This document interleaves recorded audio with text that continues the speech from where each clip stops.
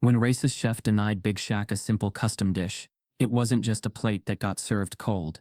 It was fate itself. Minutes later, whispers turned into a storm, reputations shattered, and justice arrived without warning. What began as silent prejudice ended with the world watching. Willow Garden would never be the same again.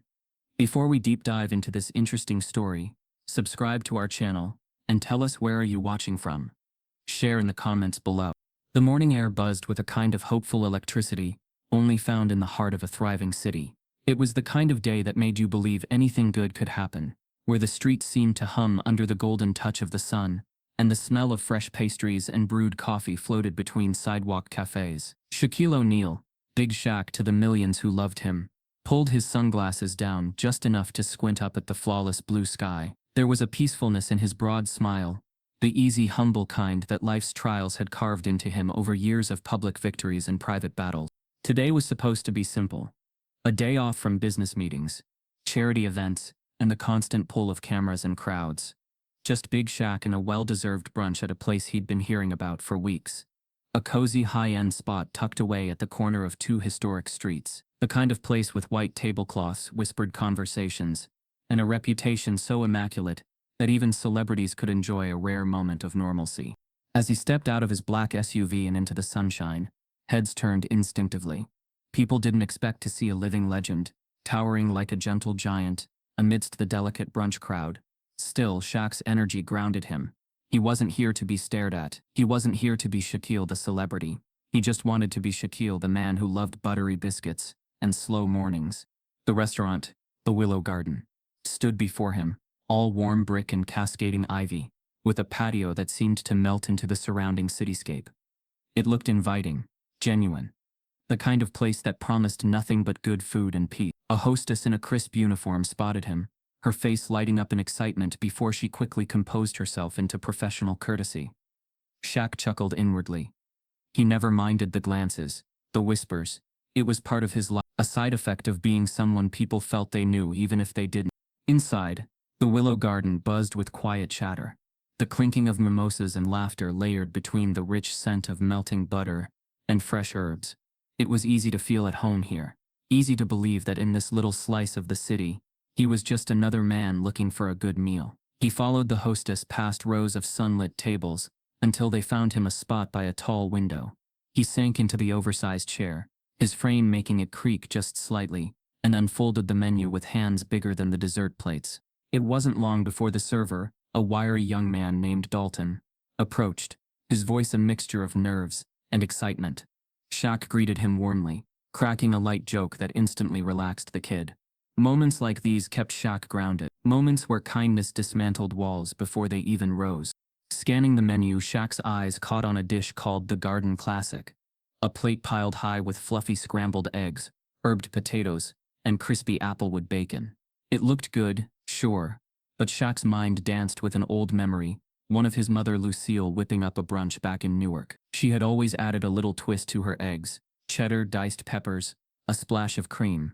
It made all the difference. Smiling, Shaq decided he'd ask for a small custom adjustment. Nothing outrageous, just a little something to make the meal his own. When Dalton returned, he placed his order politely, requesting the eggs be made with cheddar and peppers, if the kitchen could swing it. The server scribbled it down eagerly, nodding along. Somewhere beyond the swinging doors of the kitchen, gears were set into motion that would soon crack the perfect surface of this golden morning. Behind the counter, the chef, a middle-aged man named Clint, caught the ticket as it slid across the line. He squinted at the scribble, then frowned.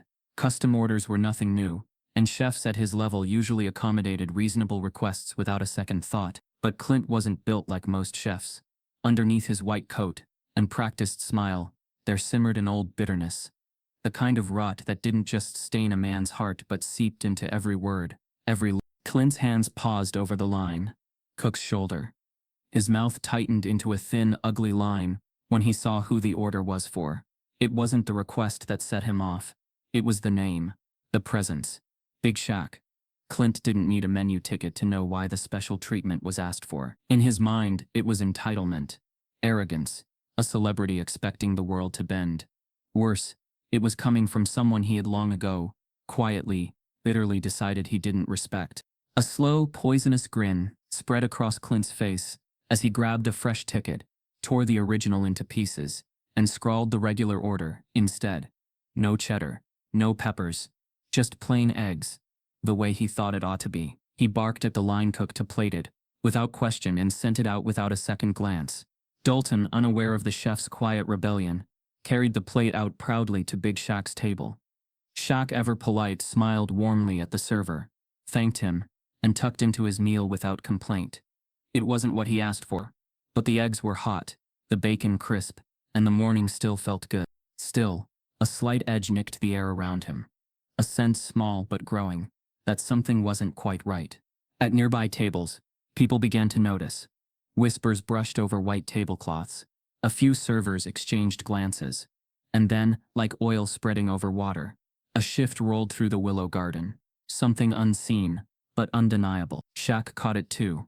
The slight hesitation in Dalton's step, the way another server looked quickly away when he made eye contact. Shaq leaned back in his chair, the fork halfway to his mouth, feeling the familiar old chill creep up his spine. It wasn't the first time in his life that a smiling face hit a cold heart.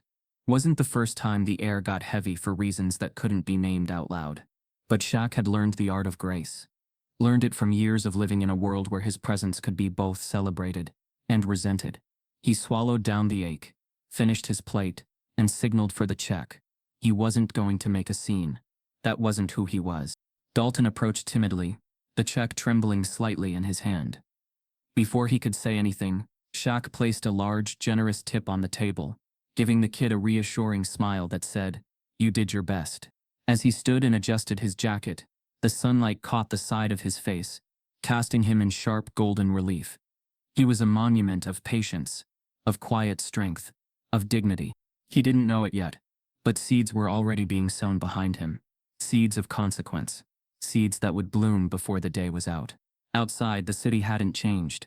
Cars still honked lazily at intersections. Street vendors still barked about hot dogs and pretzels. Tourists still snapped pictures of buildings older than their hometowns. But in a small restaurant on a corner of the city, an invisible clock had started ticking. Shaq slid his sunglasses back over his eyes and smiled once more at the sun-soaked streets before walking away, his silhouette cutting a path through a world that still didn't know how to fully deserve him. And somewhere behind the kitchen doors, Clint Harrow laughed a little too loudly at his own joke, oblivious that fate had already pulled up a seat at his table. The sunshine might have lit up the city, but storms, the kind that changed lives forever, had a way of building in silence. Shaq lingered for a moment, outside the willow garden, breathing in the crisp morning air, trying to shake off the lingering discomfort he couldn't quite name. But a part of him, shaped by years of being both praised and prejudged, knew better than to dismiss that small knot tightening in his chest. Still, kindness had always been his armor, and today would be no different. He would step back inside, smile again, order something else if needed. Life had taught him that dignity was louder than anger. When he returned to his table, Dalton, the nervous server, scurried over, offering a second menu just in case Shaq wanted something else. Shaq thanked him, his voice low and warm, and scanned the menu once more. He spotted a different dish, a garden omelet, and thought maybe, just maybe, they'd be willing to adjust that instead. This time he requested an addition of smoked cheddar and diced green peppers. Simple enough, something any restaurant worth its salt could swing without fuss. Dalton scribbled it down eagerly, rushing back to the kitchen, hope flickering in his young face. But beyond the pristine dining room, behind the polished kitchen doors, the atmosphere was thick with an entirely different energy. Clint Harrow stood at the kitchen pass, arms crossed over his chest, surveying the kitchen staff like a warden over inmates. When Dalton approached, handing off the new ticket with a hopeful smile, Clint didn't even bother pretending to be busy. He plucked the ticket from Dalton's hand with a slow, deliberate motion, his eyes flickering over the neat handwriting before hardening into stone. His nostrils flared ever so slightly. He knew who it was for. Big Shaq, the star, the millionaire, the man who, to Clint, represented everything he despised but couldn't say out loud without consequence. Clint had spent a lifetime building grudges against people he had never met, blaming others for the ceilings he built for himself. And now, here stood an opportunity to flex that silent hatred in a way that felt safe, hidden behind the stainless steel walls of his kitchen. He crumpled the ticket slowly in his fist, the paper crackling loudly enough for nearby kitchen staff to turn their heads. Without missing a beat, he barked at one of the line cooks to prepare the omelet, exactly as it appeared on the standard menu. No cheddar, no peppers, no special treatment. Dalton, sensing something wrong, hesitated. He opened his mouth to speak, but Clint's cold stare pinned him to the spot. It was the kind of look that carried a silent threat. Question me, and you'll regret it. Swallowing hard, Dalton backed away, the tiny act of cowardice carving a hollow pit in his stomach. He wanted to stand up, to say something, but Clint outranked him, and in the rigid hierarchy of a busy kitchen, defiance wasn't just discouraged, it was dangerous. Minutes later, the plate was ready. It looked fine to the untrained eye. A colorful omelet, fluffed just right, plated neatly beside a roasted tomato, and a sprig of parsley. But to Shaq, when Dalton returned with the dish, the moment the fork met his mouth, it was obvious. No cheddar, no peppers, no kindness in the preparation, just the bare minimum. Shaq didn't flinch, didn't complain. He was too seasoned, too practiced. He caught Dalton's apologetic glance, the subtle slump of his shoulders, and he understood more than any words could have said. It wasn't the boy's fault. The boy didn't carry that bitterness. Someone else did. Someone hiding behind walls and uniforms. Around him, the air shifted again. Conversations grew quieter, almost strained. A few guests noticed the tension but kept their heads down, unwilling to disturb their Sunday serenity. In a world built on convenience, discomfort was a currency few wanted to spend. Shaq finished his meal with the same dignity he approached every challenge in life. But beneath the calm surface, an old sadness stirred. He thought about his mother again, about Lucille telling him, "Son, sometimes the world will treat you less because they see less. You gotta know your worth so well. Nobody can steal it." He folded his napkin slowly, deliberately, paid the check without complaint. Left a second larger tip that nearly matched the meal's cost.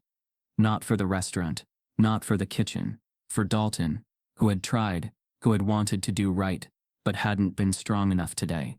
As Shaq rose to leave, a small group of patrons shifted uncomfortably, their eyes flicked between him and the kitchen door, as if somehow sensing the imbalance, the wrongness but lacking the courage to act.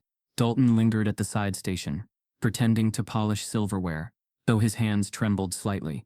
His throat burned with unspoken apology, but he knew it wouldn't be enough. Not today. In the kitchen, Clint watched through the slatted window in the door, smirking to himself, unaware that fate was drawing circles around him. Arrogance wrapped itself around his soul like a noose. He believed he'd won a small, ugly victory. One meal denied, one moment of silent disrespect delivered without consequence. But beyond the walls of his kitchen, beyond the safety of his temporary cruelty, forces were moving that he couldn't control. A few diners had seen too much. A couple at the next table had captured quiet footage. One woman, a local blogger with a keen sense for injustice, had already typed half a post in her notes app, her fingers flying over the keys like sparrows taking flight. Shaq stepped into the sunlight again, his shadow long across the sidewalk. The city welcomed him back with open arms, but the weight in his chest remained. This wasn't new pain, it was old, familiar, bruises on the soul, reopened in the smallest, sharpest ways. He pulled his phone from his pocket, opened his notes app, and wrote a single line: "Dignity costs more than pride. Always choose dignity." He didn't know yet how deeply the events of this brunch would echo by sunset. He didn't know that within hours, the walls Clint had built around himself would collapse in ways both brutal and public. He only knew that he had once again chosen grace, where others chose cruelty. And for Big Shaq, that was enough. For now, the heavy oak door swung closed behind Shaq with a soft thud, and yet the energy he left behind seemed to reverberate through the room like the aftermath of a dropped stone in still water. Conversations that had once filled the willow garden, with polite noise, faded into an uneasy quiet, replaced by the crackling static of tension. It was as if every diner, every server, every busboy had felt the invisible shift but couldn't quite put their finger on what had broken. At a corner table, a woman in a pale yellow sundress leaned in toward her husband, her voice barely a whisper, but heavy with meaning. "Did you see the way he looked at his plate?" she asked, her fork idly tracing patterns across her half-eaten quiche. Her husband, a wiry man with a salt and pepper beard, nodded grimly, pushing his coffee away as if suddenly losing his appetite. Near the bar, a trio of young professionals, all tailored suits and carefully curated brunch plans, whispered among themselves. One of them, a sharp-eyed man named Travis, had caught more than just the strange energy. He had noticed the forced smile on the server's face, the stiffness in Shaq's posture, the invisible weight that seemed to settle over the table like a storm cloud. Something was off, he muttered, scrolling through his phone aimlessly, unable to shake the feeling gnawing at his gut. At the service station, Dalton stood frozen, a tray clutched tightly in his hands, his knuckles white. He could feel the eyes on him, the ripple of silent judgment cutting through the humid kitchen air. Beside him, another server, a petite woman named Lindsay, leaned in close enough that only he could hear. "What happened?" she breathed, fear and curiosity warring on her face. Dalton shook his head, a small, almost imperceptible motion. How could he explain it? How could he confess that he had witnessed something wrong, and said nothing? That a man had been slighted in the most insidious, polite way possible, and he had stood by, powerless and complicit. In the back of the restaurant, a pair of food bloggers hunched over their phones, their brunch forgotten. One of them, a young woman with sleek red hair and a razor-sharp sense for scandal, had already begun composing a post. Not an accusation, not yet, but a hint, a nudge, a breadcrumb, leading others to notice what she had seen. "When the sun shines bright, but the welcome's cold," she typed, her fingers flying. "Even the biggest legends aren't spared." Inside the kitchen, Clint Harrow pretended not to notice the shifting mood. He barked orders at his staff louder than necessary, slammed pans onto burners, slammed refrigerator doors shut with unnecessary force. His arrogance insulated him, made him believe he had asserted dominance without consequence.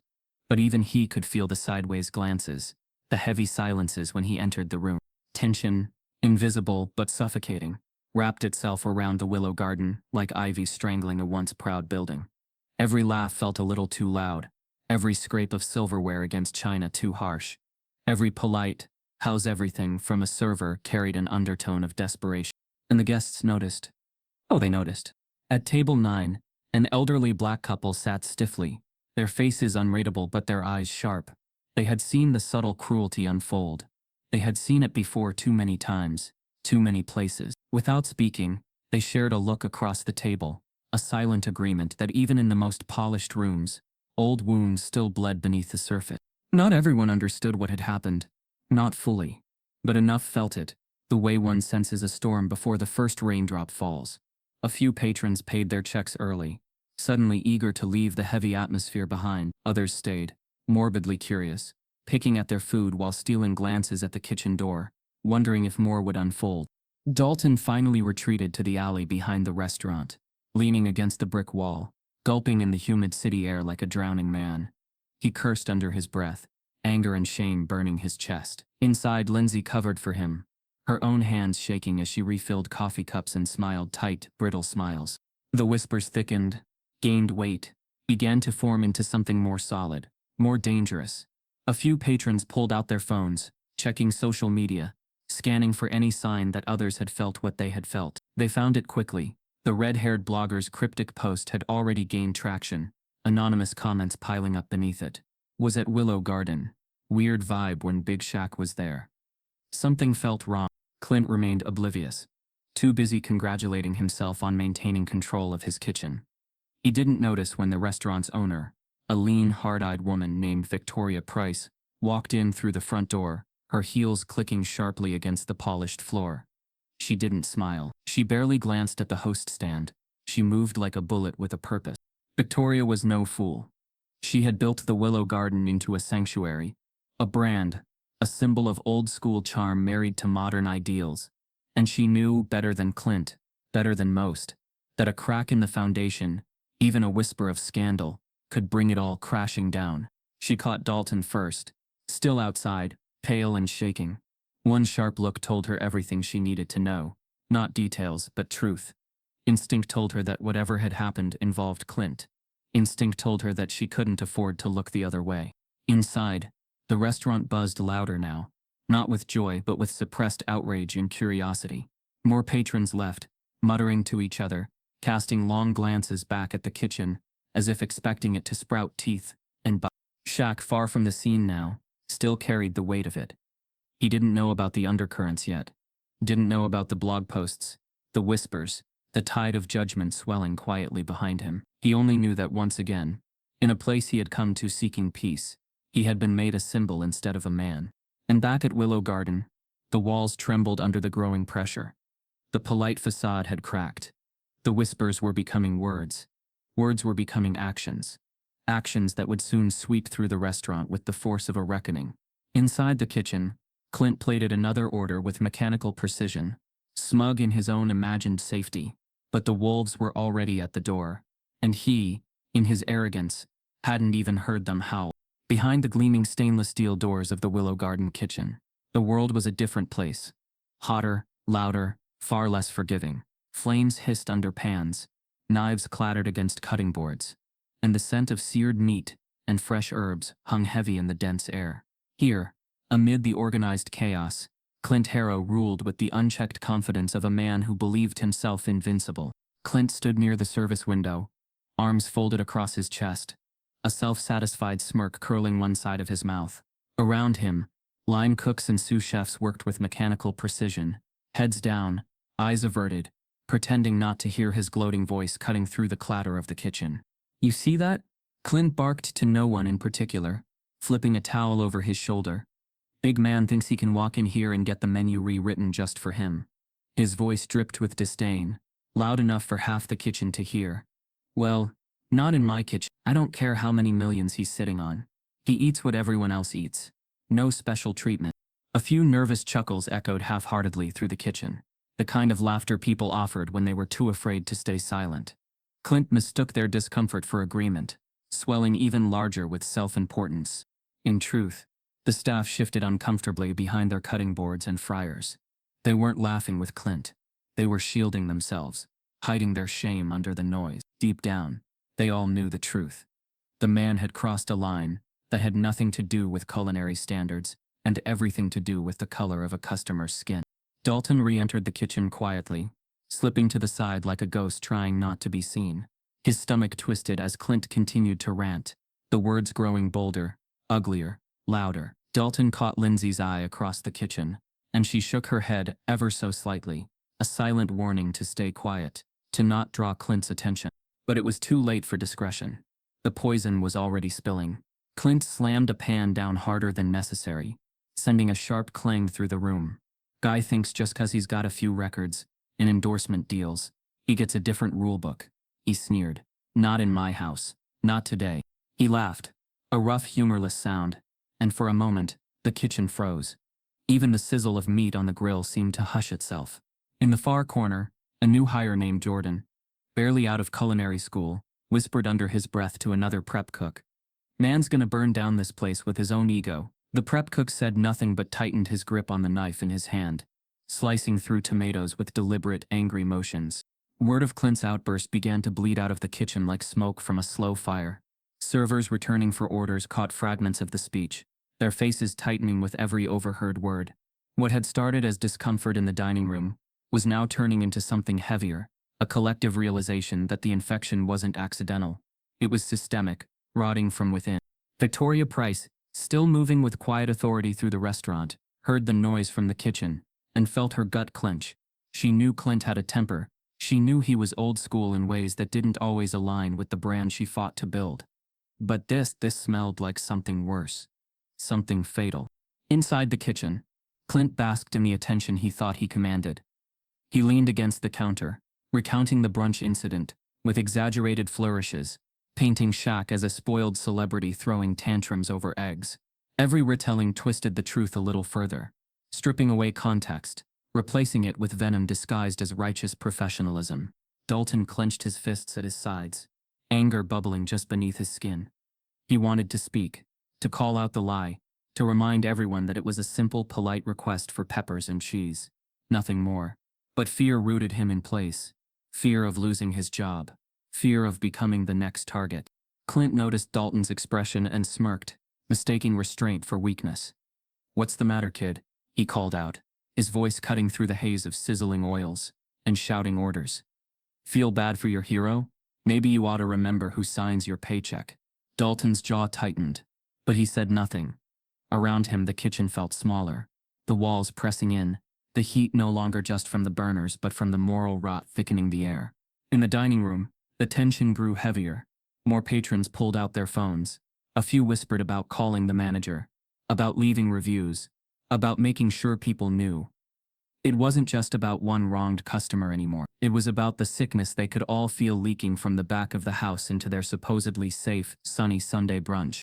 Victoria finally moved toward the kitchen door, her heels tapping a steady beat against the polished floors. She pushed through the swinging door with deliberate calm and took in the scene in a single razor-edged glance.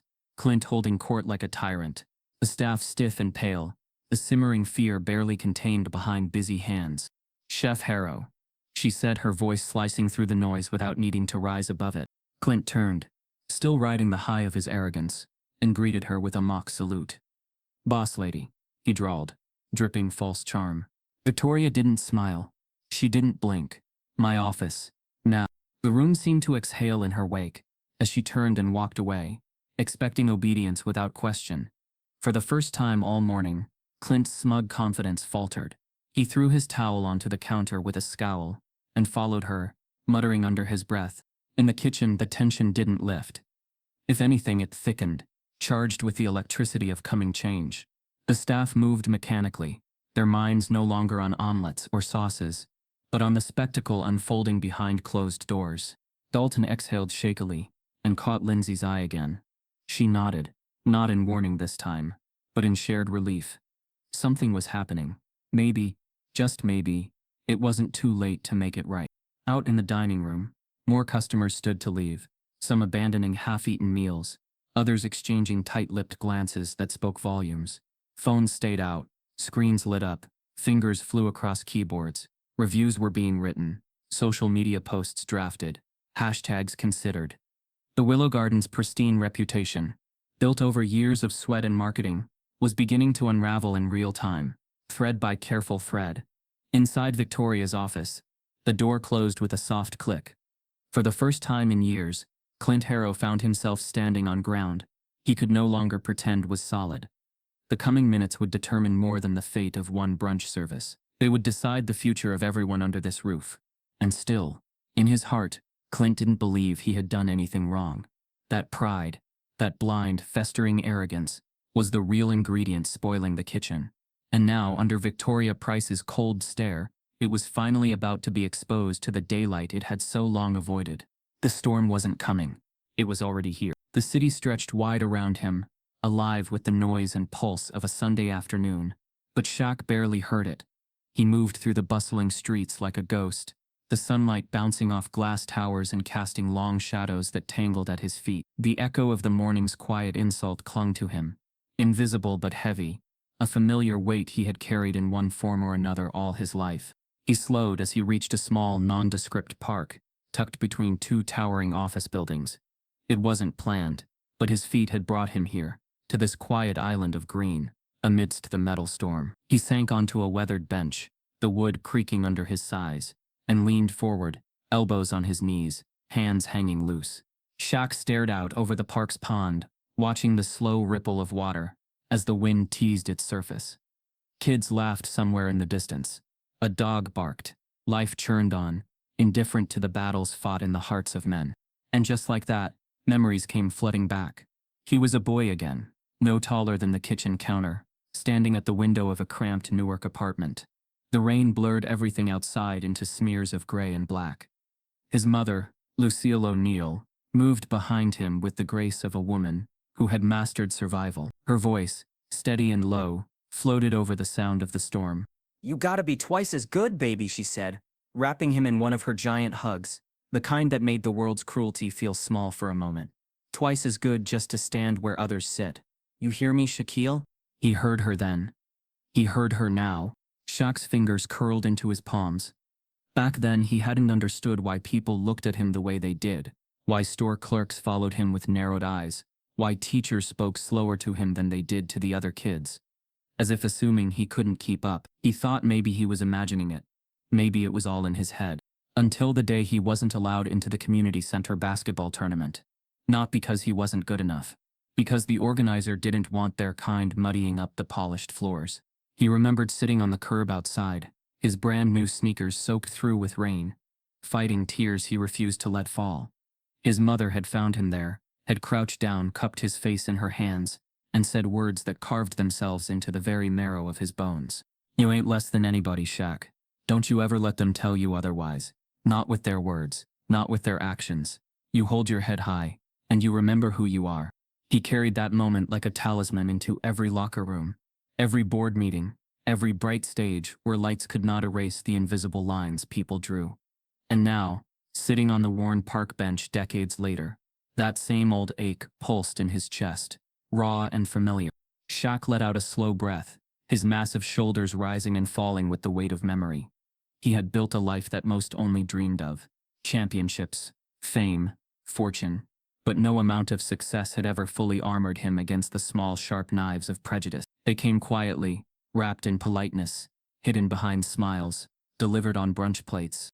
He thought about the kitchen at Willow Garden, about the way the servers' eyes had darted away, about the unspoken apologies, hiding in the staff's stiff postures. He thought about the arrogance of the chef, unseen but deeply felt. It wasn't about eggs. It never was.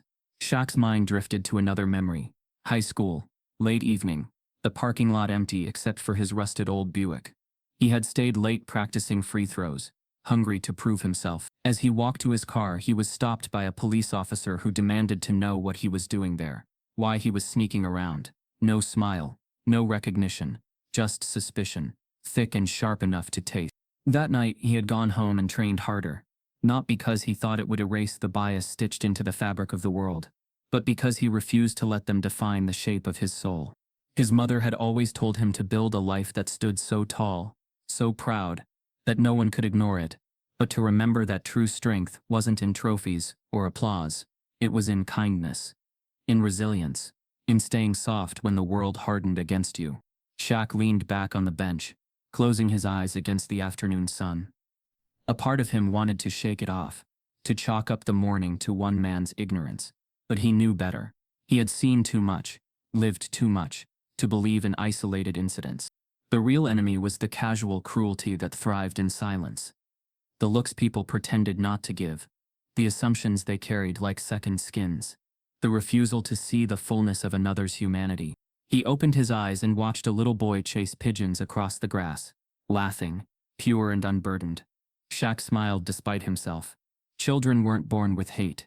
They learned it, which meant it could be unlearned too. Pulling his phone from his pocket, he opened his notes app again. His fingers moved slowly, carefully, as he typed, "Kindness is the only victory that lasts. Don't let their hate rewrite your heart." He saved the note and leaned forward, elbows on his knees again, feeling the sun warm his back. He wouldn't lash out. He wouldn't let anger consume him. His mother hadn't raised him for that. She had raised him to endure, to build, to shine so bright that even the darkest corners had to reckon with his light. Shaq thought about the people still sitting inside Willow Garden, about the whispers starting to spread, the slow gathering of voices, unwilling to let what happened be buried under politeness. He didn't know how the story would end. He didn't even know if it would matter in the long run. But he knew this. Every act of quiet dignity was a crack in the wall. Every refusal to bow to bitterness was a seed planted in poisoned soil. Sooner or later, enough cracks would bring the wall down. Enough seeds would turn the ground green again. Shaq rose from the bench, towering but at peace, and dusted off his jeans. He took one last look at the shimmering pond, at the pigeons fluttering in wild circles, and then turned toward the sidewalk. The world was waiting. He would meet it with the same weapon he always had: his heart. And though memories of pain would never fully fade, neither would the strength they gave him. With steady steps, he moved back into the city's embrace, not as a celebrity or a millionaire, but as a man carrying the quiet, unstoppable power of knowing exactly who he was. Inside the Willow Garden, the glossy sheen of normalcy was wearing thin. Plates still clattered onto tables, silverware still chimed against porcelain, and servers still smiled their professional smiles. But something unseen pressed heavily against the walls. It moved through the dining room and into the kitchen, an invisible pressure that bent spines and tightened throats.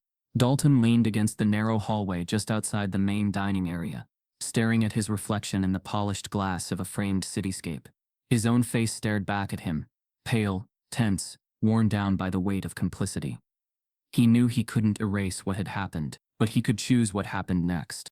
He pulled out his phone with shaking fingers, hesitated for a heartbeat, then tapped out a quick, urgent text to a number he rarely used, Victoria Price's direct line. His thumbs hovered over the screen for a second, before he sent the message, short and raw.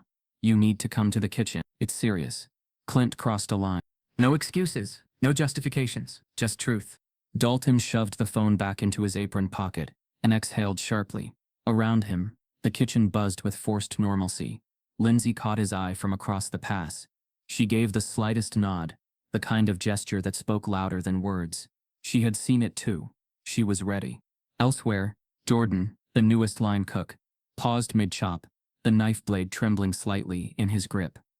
He looked over at Victor, a prep cook who had spent years keeping his head down, and for the first time, Victor met his gaze and held it. An unspoken agreement passed between them.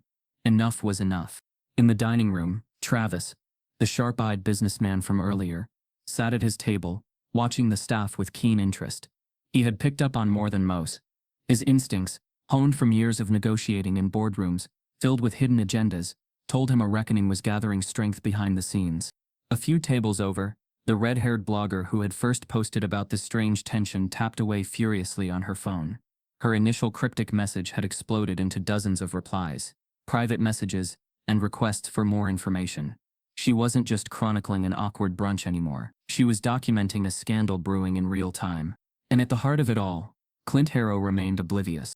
In the kitchen he barked orders, plated dishes, joked loudly with the few staff members too afraid to defy him. He moved like a man convinced of his invincibility, unaware that the ground beneath his feet was already beginning to crack. Victoria, reading Dalton's message across town, excused herself from a networking brunch she had been attending. She didn't ask questions. She didn't need more details. The tone of the text, the fact that Dalton, one of her most reliable servers, had broken protocol to reach her directly, told her everything she needed to know. She stood, gathering her bag with the precision of a woman who understood that timing was everything. The cab ride back to the Willow Garden was a blur of steel and glass, and rising anger. Back inside the restaurant, the whispers among the staff grew bolder. Dalton found Lindsay, near the service station, and spoke under his breath, his voice low but determined. I texted her. She's coming. Lindsay's face, tight with nerves, relaxed a fraction. Good, she said. It's about time. Jordan drifted over, pretending to refill a tray of bread rolls. What do we do until she gets here? He muttered. Dalton glanced toward the kitchen doors, where Clint's laughter still boomed. We hold the line, he said quietly. No more covering for him. The decision spread like wildfire.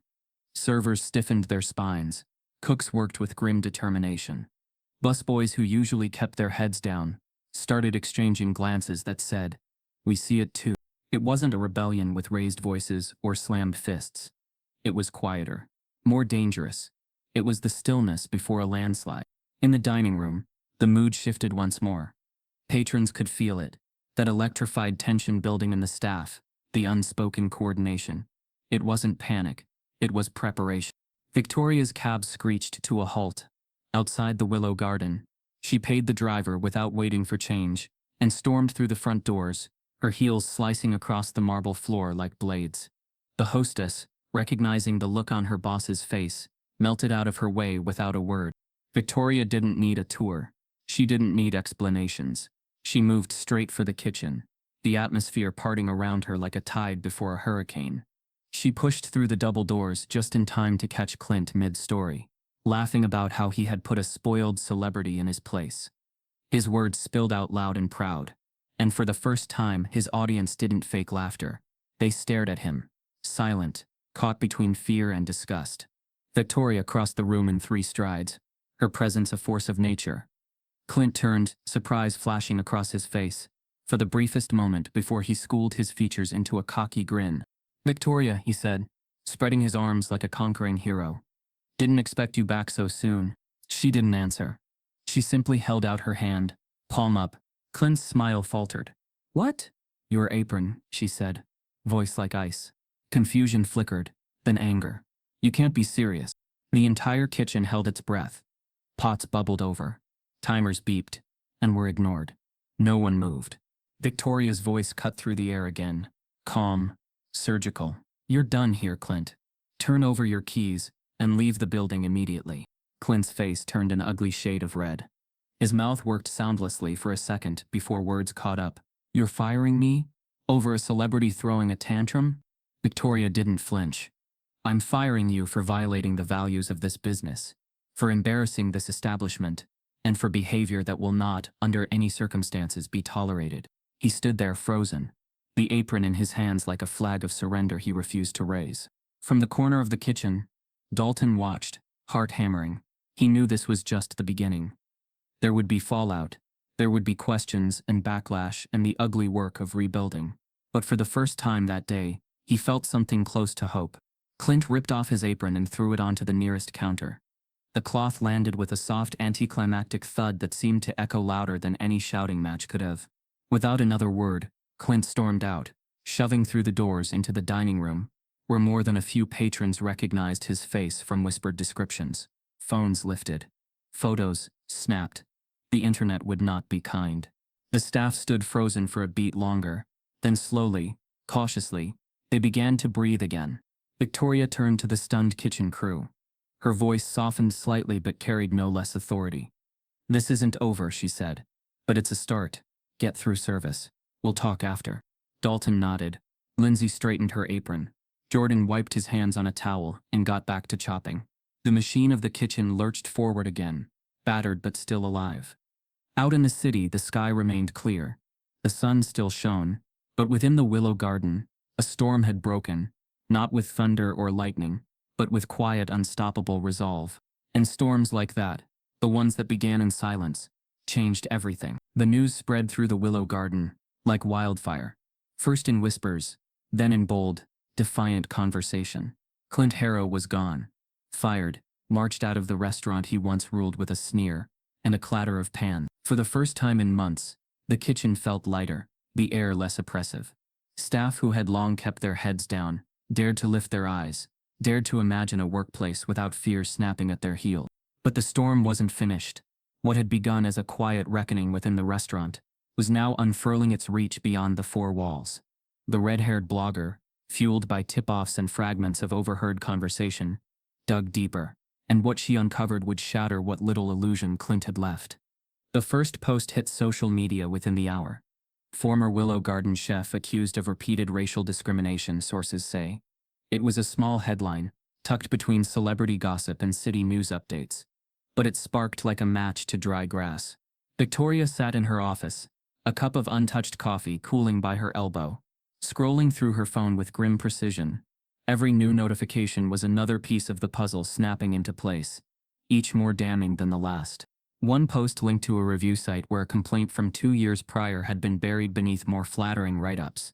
A family, visiting from Georgia, had detailed how their simple requests for minor adjustments to their meals were met with rudeness and outright refusal by the head chef. They hadn't named Clint, too scared perhaps, but the timeline matched.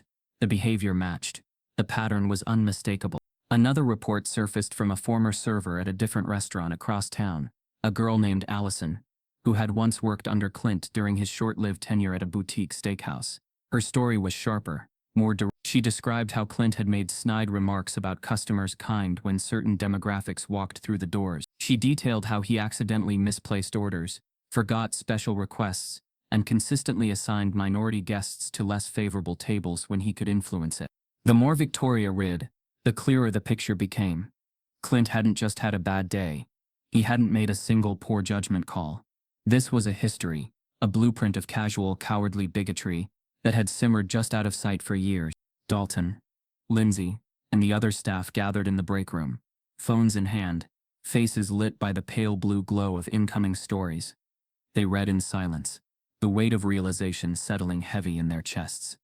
They hadn't imagined the cold glares, the veiled insults, the tension that clung to the kitchen air like grease. It had been real all along. I feel sick, Jordan muttered, sinking onto a battered leather couch. His hands trembled slightly, the magnitude of it all pressing down. Dalton nodded grimly. He didn't just hurt Shaq today. He's been doing this for years. Probably thought he'd never get caught. Lindsay stared at her screen, lips pressed into a thin line. People like him always think that, until the truth comes knocking. Outside the break room, the dining room pulsed with a new energy. Customers who had witnessed the earlier events now scrolled through their phones, reading the same posts, feeling the same shock. Some took to social media themselves, adding their voices to the growing tide. Their first-hand accounts painted a chilling mosaic: microaggressions unnoticed by management, racist jokes whispered under breath, customers of color treated with passive contempt. The blogger posted again, this time a longer exposé, titled, "Behind the Kitchen Doors: The Hidden Culture of Discrimination at High-End Restaurants." In it she detailed not only Clint's behavior, but also the systemic silence that had allowed it to fester. She didn't name Victoria or the Willow Garden directly. Not yet, but the implications were clear. Leadership was responsible for the culture they allowed to exist. Victoria leaned back in her chair, her mind racing. She knew she had acted decisively today, but it didn't erase the question that gnawed at her gut. How long had Clint worn the mask so well that she hadn't seen the rot underneath? Or worse, had she seen glimpses and chosen, in her busy ambition, to look the other way? Shame crept up her spine, bitter and cold. Her phone buzzed sharply, raking her spiral of thought. It was her PR manager, a stern woman named Marlene, with a message she couldn't ignore: damage control meeting. Tonight, urgent. Victoria closed her eyes for a brief moment, gathering herself. She wasn't just fighting to save the Willow Garden's reputation now. She was fighting to cleanse it from the inside out. Meanwhile, Shaq sat in a quiet corner of another cafe across the city, sipping on an iced tea, unaware that the echoes of his morning had triggered an avalanche. His mind was still heavy with reflection, but a strange, stubborn hope flickered in his chest. Maybe, just maybe, his silence, his dignity, had stirred something stronger than rage ever could. Back at the Willow Garden, Dalton and Lindsay gathered courage. They didn't know they had. They drafted statements, not formal complaints, but raw, honest accounts of what they had witnessed over months of working under Clint. They detailed the slurs mumbled under breath, the patterns of discrimination, the fear of speaking out. They didn't embellish. They didn't need to. The truth was damning enough. As the afternoon stretched into evening, more staff came forward. Former employees reached out to the blogger anonymously, sharing stories that fit together like grim puzzle pieces. A former hostess recalled Clint refusing to seat black families in front window tables. A dishwasher remembered being scolded for offering water refills too often to certain guests. The mask Clint had worn, the polished white coat respectability he had wrapped around himself, was shredded beyond repair. And yet for every ugly story there was now a response. The staff who stood together in truth, the patrons who refused to be silent witnesses, the owner who had finally drawn a line. It didn't undo the harm, but it mattered. Victoria met with her management team as dusk fell. She laid it all bare: the mistakes, the silence, the cost. She didn't sugarcoat. She didn't spin. For the first time in a long time, leadership meant ownership. "We are not going to bury this," she said, her voice steady, her gaze unflinching. "We're going to fix it, brick by brick. And we start by listening." The staff, exhausted but relieved, nodded. They knew the road ahead would be long. Trust, once broken, didn't mend overnight. But there was power in the acknowledgement, power in the resolve.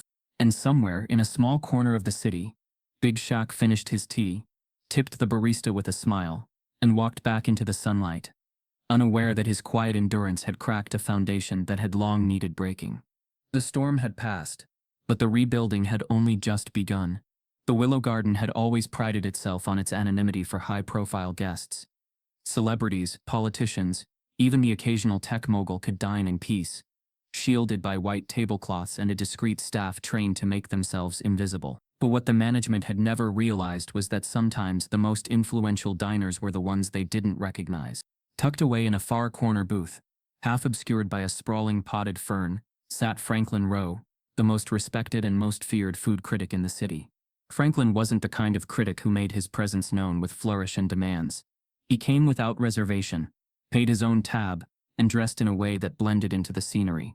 His reviews could crown a restaurant overnight, or shut its doors before the next billing cycle. His pen was sharp, his words sharper, and his reputation was built on one unwavering rule: tell the truth, no matter how uncomfortable.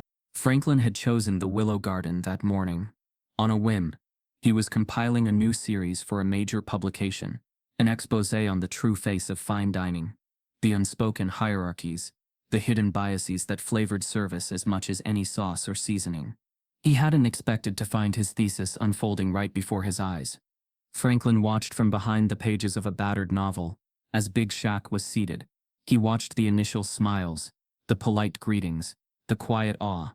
He saw how easily admiration soured into discomfort when Shaq made a simple, reasonable request for a modification to his dish. Franklin noticed the chef's reaction through the service window, the tight smile that didn't reach his eyes, the murmured words that made the nearby kitchen staff stiffen like statues. Franklin, whose life had been spent analyzing the smallest shifts in tone and body language, knew exactly what he was seeing, and it sickened him.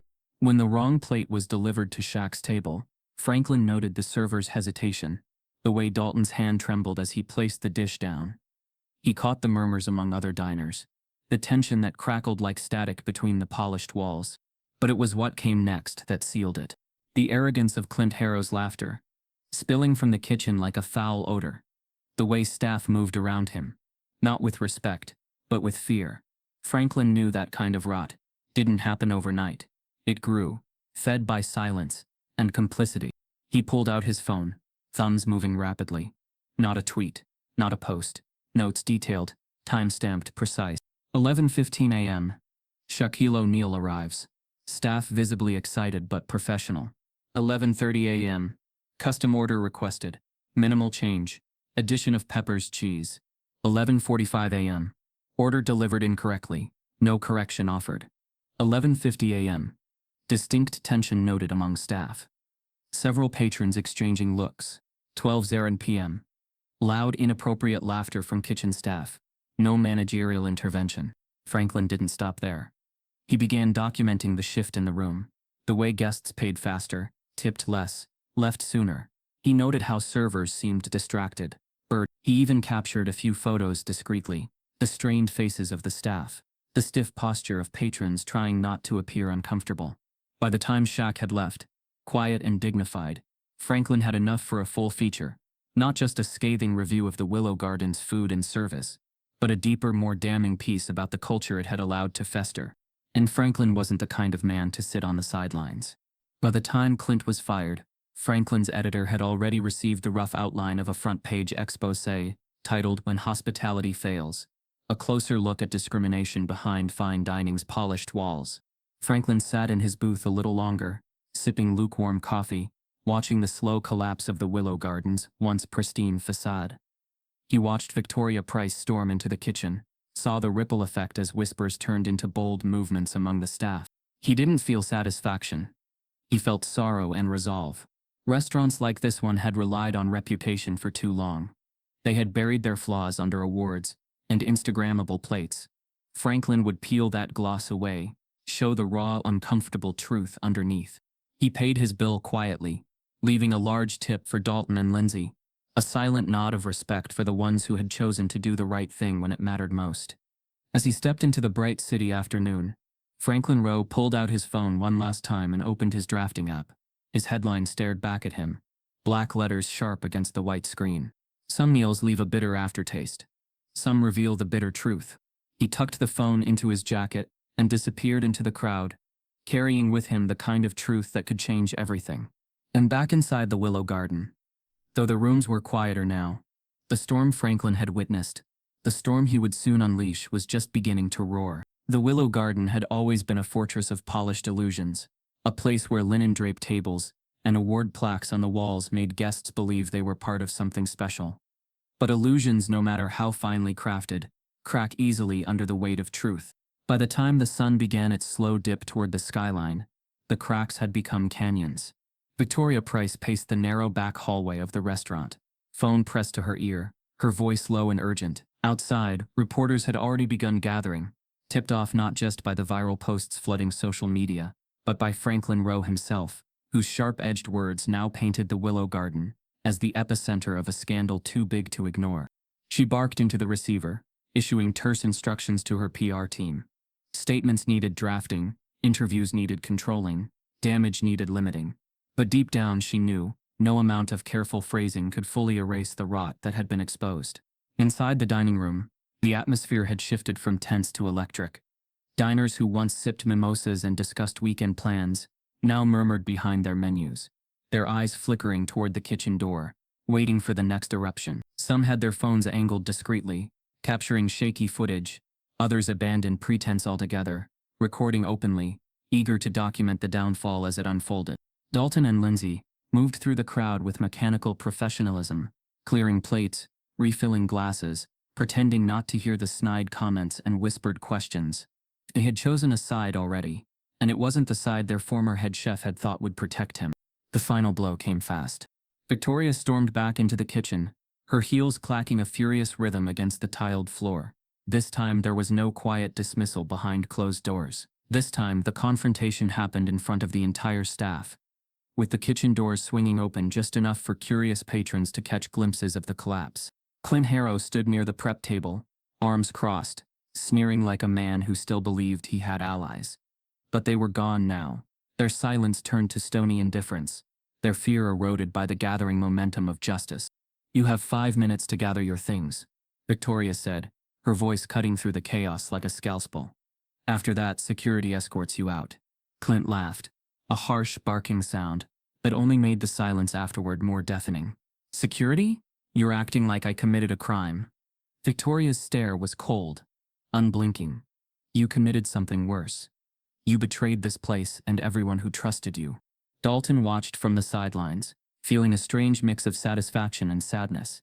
It shouldn't have taken public shame for the truth to matter. But at least now, it did. Clint shoved his way past a line cook, muttering curses under his breath as he yanked off his stained apron and hurled it to the floor. He swept a tray of plated desserts off the counter in a petty act of defiance, the porcelain shattering against the floor in a symphony of destruction. Still, nobody moved to stop him. Nobody tried to help him. When he burst through the kitchen doors, into the dining room, all eyes turned. Phones lifted like a flock of vultures sensing the kill. Flashes popped. Gasps echoed. And Clint, red-faced and wild-eyed, stumbled into the harsh, unrelenting light of public scrutiny. He realized too late that his world had already moved on without him. Outside, cameras waited. Reporters pressed forward, shouting questions that cut like knives. "Is it true you refused to serve Shaquille O'Neal? How long has the discrimination been happening? Do you have anything to say to your victims?" Clint shielded his face with one arm, pushing through the crowd as if he could outrun the consequences. But shame clung to him heavier than any hand could. Victoria stood by the kitchen door, watching it all with an expression carved from stone. She didn't revel in his humiliation. She didn't celebrate. She simply bore witness to the fall of a man who had built his power on fear and found it stripped away by truth. Inside, the staff gathered in the break room, watching the news unfold on a tiny wall-mounted TV. They saw the footage of Clint's exit, saw the headlines scrolling across the bottom of the screen. "Celebrity chef fired amid racism allegation. Willow Garden faces backlash after discrimination scandal. Food critic Franklin Rowe blows lid off fine dining's dirty secrets." Dalton felt a knot loosen in his chest. Lindsay wiped at her eyes with the corner of her apron. Jordan clapped another line cook on the back, a gesture of solidarity. They weren't naive. They knew this wasn't the end of their troubles. The restaurant's name was tarnished. Business would suffer. Some customers would never return. Lawsuits might follow. Investigations would dig deeper. But they also knew something fundamental had changed. In a world that too often let power shield cruelty, they had seen real consequences dealt to a man who thought himself untouchable, and they had stood on the right side of it. Later that night, as the last diners trickled out and the lights dimmed, Victoria called an emergency staff meeting. No managers, no PR spin, just the people who had lived through the fire. She stood at the center of the room, looking around at faces marked by exhaustion and hope. "I can't change what happened," she said, her voice low but fierce. "I can't undo the harm, but we can rebuild this place. We can make it better, and it starts with telling the truth, even when it's ugly." No one spoke, but they didn't need to. The agreement hung heavy in the air. Dalton found himself standing a little straighter. Lindsay reached over and squeezed his hand. Jordan leaned forward in his chair, nodding slowly. The fall of a reputation was ugly, messy, public. But sometimes, the destruction was necessary. Sometimes you had to burn the rot to clear the ground for something better. And under the flickering lights of the Willow Garden, a place once hollowed out by hidden cruelty, something new began to stir. A promise. A reckoning. A fragile, furious hope. The storm had broken. Now comes the rebuilding. Forgiveness. He knew wasn't about forgetting. It wasn't about letting people off the hook. It was about freeing yourself from the chains of bitterness. About refusing to let hate shape the architecture of your heart. Shaq closed his eyes briefly, hearing his mother's voice once more, soft and certain. Your power's not in how hard you hit back, son. It's in how hard you love back. At the front of the room, a local organizer, a wiry man named Samuel with a contagious smile, stood and tapped a glass lightly for attention. Conversations drifted into silence, and every head turned his way. We're honored to have so many faces here tonight, Samuel began, his voice rich with warmth. We've had a hard year, harder for some than others, but tonight isn't about what we've lost, it's about what we still have, and what we can build. Shaq listened, his chest tightening. Samuel wasn't a polished speaker, his words were plain, but they landed like stones in a river, steady and true. Samuel gestured toward Shaq, smiling wider. And we've got a friend among us who knows a thing or two about building. About standing tall. Shaquille O'Neal, y'all. There was a soft, surprised wave of claps and murmured recognition, but no one leapt out of their chairs or scrambled for selfies. The respect was deeper than fame here. It was something real. Shaq rose slowly, the chair scraping softly against the wooden floor. He wasn't a man who chased speeches. But sometimes, the moment asked for more. He moved to the front, his towering frame casting a long shadow. For a second he stood there, gathering his thoughts, feeling the eyes on him, not with expectation, but with hope. I came here tonight, he began, voice low and steady, because I needed this as much as anyone. A few nods, a few soft murmurs of agreement. Today reminded me that no matter how far we go, no matter what we achieve, there are still places, still hearts, stuck in the past. He paused, letting the truth settle in the room. I faced that today. Not for the first time, probably not for the last. He shifted his weight, glancing around at the faces, young, old, black, white, brown, all stitched together by the invisible thread of shared struggle and shared dreams. But you know what else today showed me? He continued, voice rising just a little. That hate doesn't win when we don't let it. That silence doesn't win when we choose to speak. That fear doesn't win when we choose to stand. The room was silent now, the kind of silence that listens, not the kind that condemns. I forgave the man who tried to make me small, Shaq said, his voice thick with emotion. Not because he deserved it, but because my spirit deserves better than carrying his hate. A tear slid down a woman's cheek in the front row. Shaq caught it out of the corner of his eye and smiled, gentle and reassuring. I believe in tables like this, he said, spreading his arms wide to encompass the crowded room. Tables where everybody's got a seat, everybody's got a voice. No one's judged by what they wear, or what they earn, or how they pray, or who they love. You let the words hang there, heavy and beautiful. So we build bigger tables, he said, voice breaking slightly. And when they build walls, we build doors. Applause rose then, not thunderous but sure. A rising tide of claps and nods, and smiles. A current of shared purpose. Shaq stepped back, heart pounding, not with nerves, but with certainty. This, he realized, was the real victory. Not the trophies, not the endorsements. But standing here, tired and imperfect and fully himself, choosing hope when anger would have been easier. He made his way back to his seat, as food began to be passed around, steaming bowls of collard greens, crispy fried chicken, golden cornbread. He took a plate from a laughing teenager, thanked her with a wink, and piled it high. The table stretched wide, alive with conversation and laughter, with stories and dreams stitched together over good food and open hearts. It wasn't perfect, it wasn't glamorous, but it was enough. In the end, Shaq realized, change didn't come with headlines or hashtags alone. It came here in rooms like this, in small acts of courage, in forgiveness given when it wasn't deserved, in hope held tight when it would be easier to let go. It came, always, at the table,